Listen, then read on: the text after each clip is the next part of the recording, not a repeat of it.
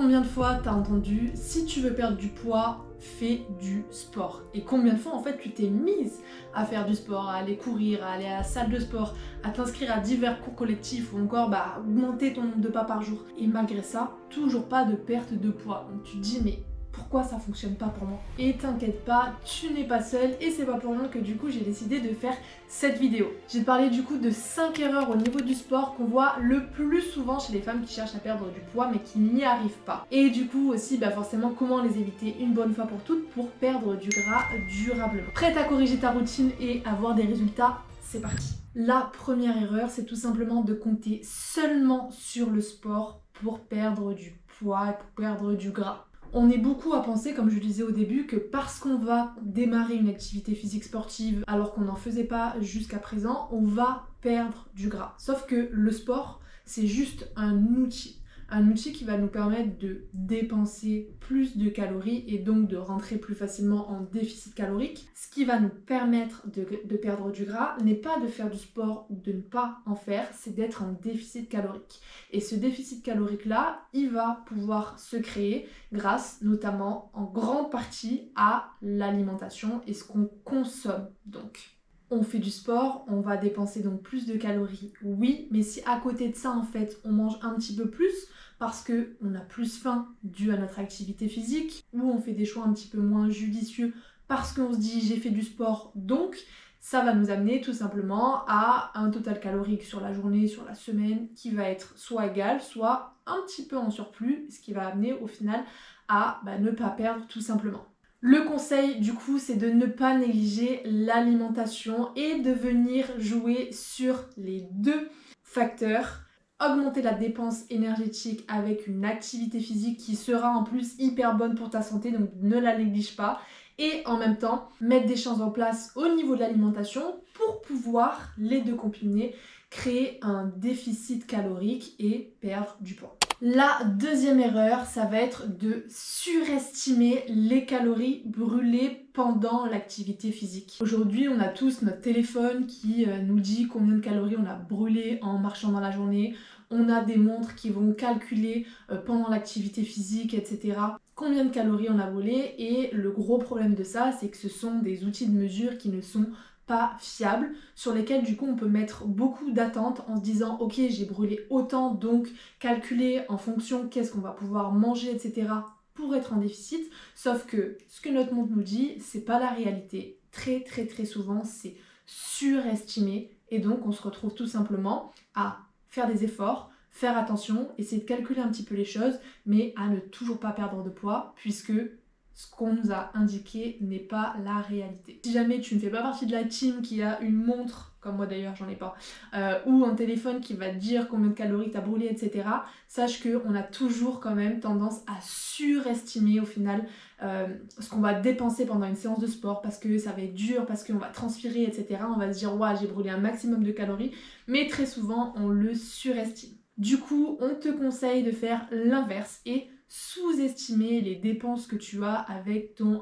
activité physique qui va donc te permettre de faire des choix aussi plus judicieux au niveau de ton alimentation et donc de moins venir compenser au final les calories dépensées pendant l'activité physique avec une alimentation qui est plus haute. Toujours pour la même chose, pour pouvoir rentrer en déficit calorique et perdre du poids parce que je le rappelle encore une fois, c'est la seule chose qui te permettra de perdre du gras.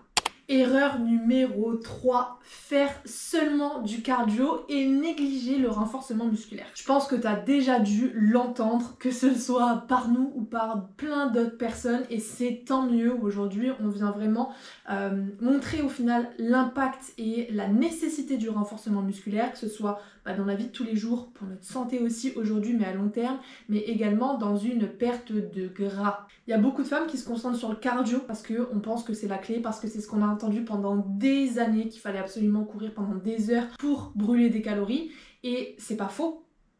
Faire du cardio va nous faire brûler des calories, on est d'accord, mais le gros problème qu'on a derrière ça, c'est que très souvent en fait, faire beaucoup de cardio et d'ailleurs ne pas forcément prendre soin de son alimentation, notamment au niveau de ses protéines, qu'est-ce que ça va faire? On va perdre du poids sur la balance, oui, mais on va aussi perdre du muscle, parce qu'un muscle qui n'est pas stimulé, qui n'a pas aussi les apports, notamment en termes de protéines, pour pouvoir continuer de se construire, etc., il va être dégradé parce que en déficit calorique, le corps il va aller chercher à grappiller de l'énergie où il y en a dans la graisse, mais aussi dans les muscles. Et donc c'est le risque quand on fait seulement du cardio, de perdre du poids, mais aussi de perdre beaucoup de muscles, de se retrouver dans un corps dans lequel on n'est pas forcément bien, qui va être plus flasque, moins tonique, qui aura pas forcément le galbe et la tonicité dont on a envie d'avoir quand on perd du gras, et également d'avoir un impact sur notre métabolisme, puisque on va perdre de la masse musculaire et que la masse musculaire est un grand consommateur d'énergie. Une personne qui fait absolument le même poids, le même âge, toutes les mêmes conditions, qui passe la même journée, etc., la personne qui a plus de muscles brûlera plus de calories pour exactement la même journée. Tout simplement parce que le muscle, pour vivre, on va dire, il demande beaucoup d'énergie et donc il va brûler plus de calories que d'autres matières de notre corps, comme par exemple le gras. A l'inverse, faire du renforcement musculaire va nous permettre de brûler des calories sur la séance, mais aussi de prendre soin de notre masse musculaire. Faire en sorte que malgré le déficit, on ne perde pas de masse musculaire, voire qu'on cherche à l'augmenter. Ça va jouer sur deux impacts super importants. La tonicité du corps, on va perdre du gras, conserver, voire développer notre masse musculaire et donc être plus tonique, mais également prendre soin de notre métabolisme, soit en le maintenant, faire en sorte qu'on maintienne nos muscles pour que notre corps au quotidien il brûle toujours autant de calories, soit augmenter ce métabolisme-là, faire en sorte que notre corps brûle plus de calories, tout simplement en ayant plus de muscles. Du coup, le conseil, c'est tout simplement d'ajouter des séances de musculation, de renforcement musculaire, et vous inquiétez pas, vous n'allez pas du tout devenir bodybuildeuse, loin de là. Par contre, vous allez prendre soin de votre corps, de votre métabolisme, de votre tonicité, et à côté de ça, bien sûr, si vous le souhaitez, vous pouvez continuer à faire du cardio. Le top du top, c'est combiner les deux.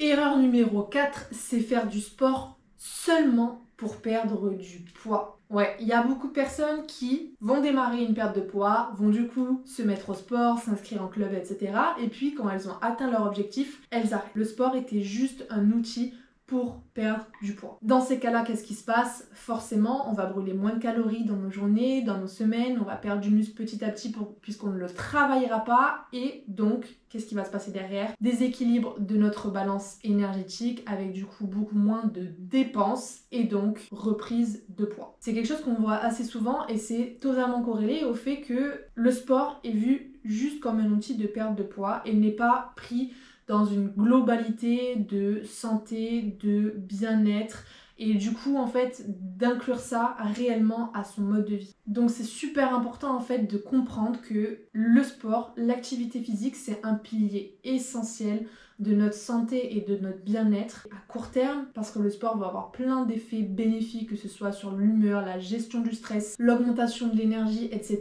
mais aussi sur notre santé à long terme. Ça a été prouvé, reprouvé, et c'est commencer en fait à sortir un petit peu de ce cloisonnement, sport égale brûler des calories égale perte de poids, et de prendre justement, de plus voir le sport comme perdre quelque chose, en l'occurrence du gras, mais voir le sport comme gagner quelque chose. Et concrètement, le sport va nous faire gagner beaucoup plus de choses dans notre quotidien que ce qui va nous en faire perdre, donc du gras. Ok ?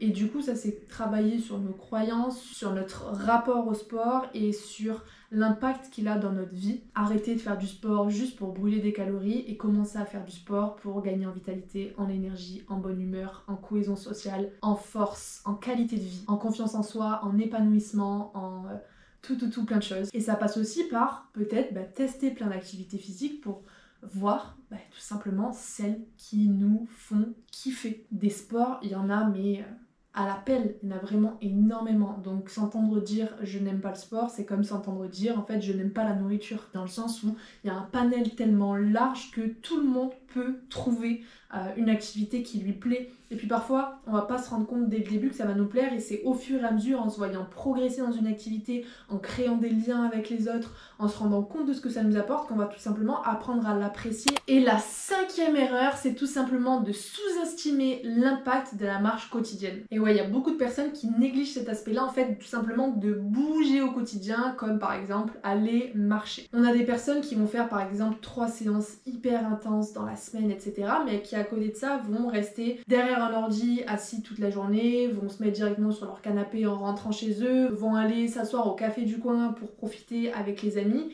Et en fait, sur une semaine globale, les 3 séances d'activité physique auront oui un certain impact sur la dépense calorique, mais sera pas si importante par rapport à une personne qui va faire ces 3 séances d'activité physique là, qui seront peut-être même un petit peu moins intensives, mais qui va bouger tous les jours. Marcher dans ta journée va tout simplement contribuer à tes dépenses énergétiques. Sur un jour, c'est pas énorme, on est d'accord. Mais quand on répète ça en fait sur 2 jours, 3 jours, 4 jours, 5 jours, 6 jours, 7 jours sur ta semaine, l'effet cumulé est super important. Et ce qui est trop bien en fait, c'est que t'as pas besoin de te réserver un créneau pour aller marcher comme t'as besoin de le faire pour ta séance de sport. C'est juste prendre des habitudes dans tes journées par rapport à tes journées types qui vont te permettre de marcher plus, te garer un petit peu plus loin. Quand t'appelles tes amis, ta famille, etc., au lieu d'être assis sur un canapé, en fait sortir marcher. Tu vas voir que le temps passe super vite et que tu vas te retrouver avec un nombre de pas énorme. Toujours prendre les escaliers au lieu des ascenseurs ou des escalators. Ça peut être aussi